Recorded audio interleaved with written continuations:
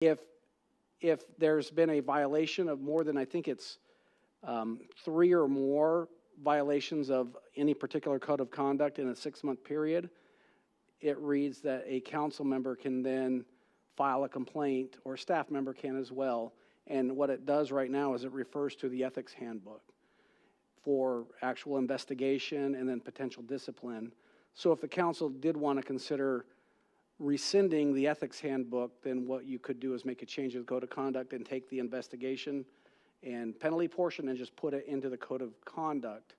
And that would sit there and still allow the ability of staff members and elected and appointed officials in Gilbert to hold each other accountable for things that aren't violations of state law, but are still rising to the level of ethics concerns and the way you're interacting with members of the public or whatever other concerns there are.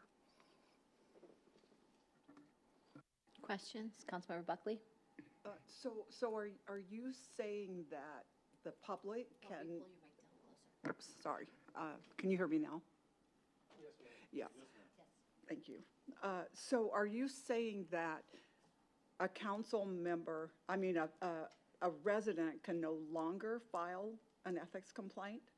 Or that's one question. I've got a couple. So to answer that question, if the ethics handbook was rescinded, then correct.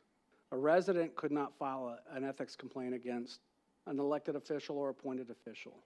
But what they could do is, under the code of conduct, they could go to one of their elected officials and say, this is what happened, and then lobby them to file a complaint on their behalf. Some cities that have ethics codes, very few have very broad where anyone can file for any reason, like Gilbert.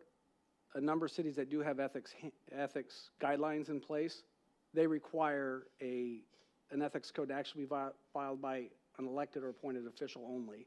So the recourse would be to go to one of you and say, here's what happened, will you file a complaint on my behalf?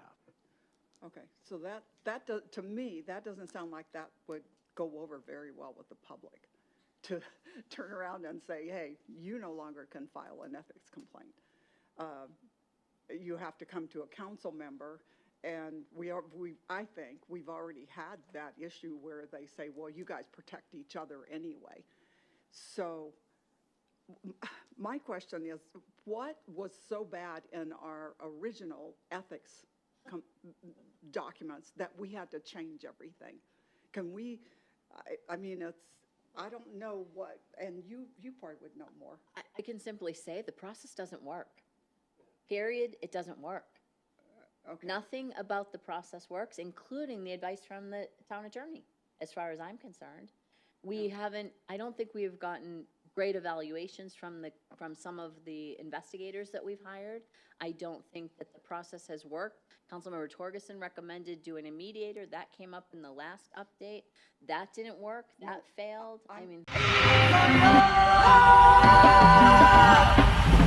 Aquí se juega la carrera, aquí se baila como quiera.